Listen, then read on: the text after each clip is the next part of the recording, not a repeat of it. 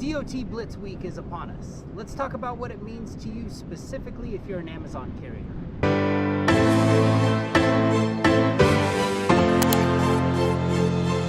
I was talking to a guy yesterday, and through our conversation I kind of realized this might justify having its own video. And after we hung up, I just wanted to go online and I googled .blitz 2024, and one of the first things that came up was from Amazon Relay, from their blog.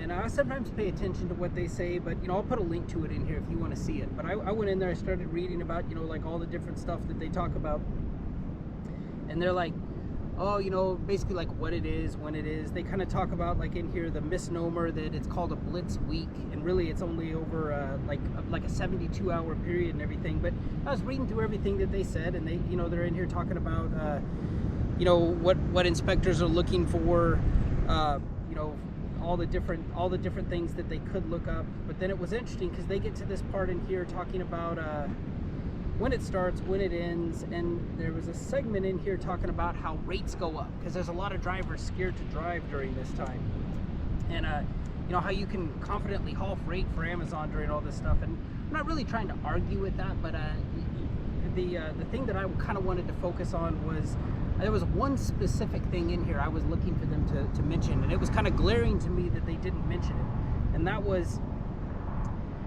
with Amazon, everything is broken down into either like carrier controlled, so stuff that's on me, that's like showing up on time, does the truck break down, that type of stuff. And then there's like uncontrollable factors like traffic, guard check delays, that type of stuff that's on them. And the one thing that's missing from this, and kind of my purpose in making this video, is they will look at, if you get stopped by a DOT officer, they're going to look at that.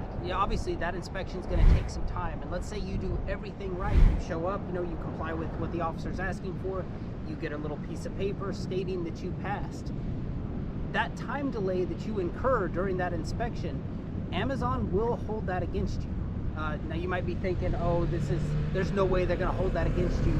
I actually have firsthand experience with this same thing. There was one time where, if you're new to my channel, first time watching me, I'll just tell you right now, I'm a freak about my Amazon grade. I keep that thing at 100%. I'm always having to do performance disputes when they try to mark me down on stuff that's out of my control. But there was one time, one of the last performance disputes I lost, probably a little bit over a year ago. I had been stopped at a DOT inspection. I passed. Now in the moment of having that inspection, I've kind of got all the confidence in the world, like, oh, Amazon's gonna back me on this. They're gonna let me know that I'm gonna be able to show them here's my piece of paper showing that I passed. Obviously, by the mere fact that I have that piece of paper, I mean, I would think that that's pretty good evidence that I was in fact stopped at a DOT inspection, and that I'm not just down having lunch at like the strip club or something like that. I mean, I'm thinking Amazon's gonna have my back. I was wrong.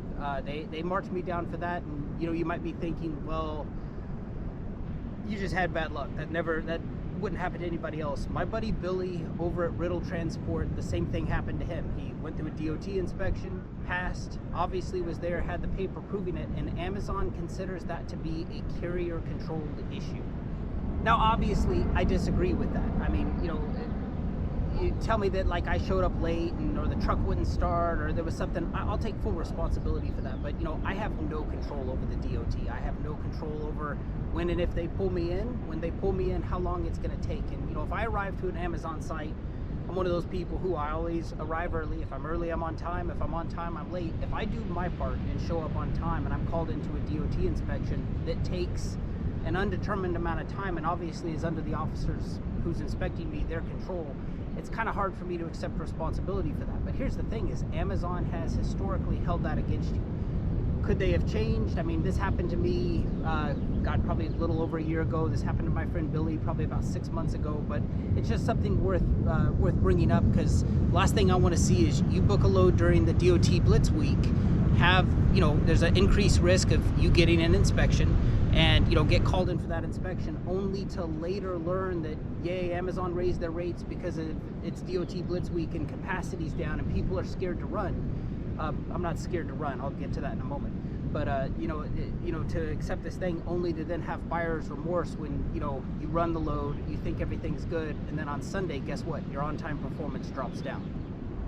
So as far as not running during Blitz week, I mean, I consume enough content on here. I've seen the stuff of, you know, some truckers will come on and be like, if you're a carrier who doesn't run during Blitz week, you're running a shoddy operation and blah, blah, blah. Cool. I'm not scared to run during Blitz week. I have no problem. I will absolutely work for other people who, you know, who at least are understanding in the fact of like, hey, I got called into a DOT inspection.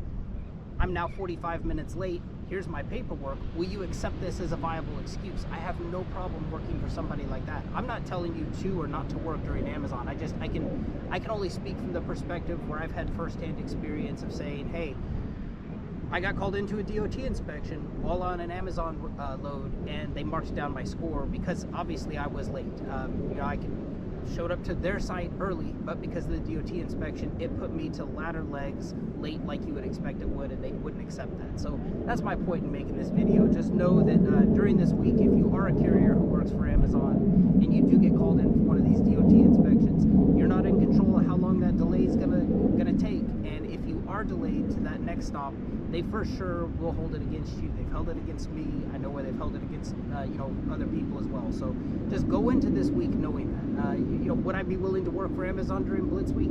Sure. I'll do, you know, if they need a local hop here in town going from like Otay to Poway and back, no problem. Don't have to go through any scales. Otay to Vista, no problem. Don't have to go through any scales. But even if they put some sweetheart rate heading over to Vegas, I would be hesitant in booking that during those 72 hours just because I know I got to go through 3 sets of scales. I got Rainbow, I got Cajon Pass, and then I got the one right just before you get to Vegas.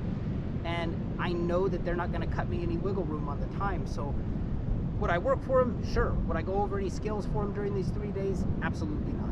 I hope this video serves you well. Appreciate you for watching. Take care.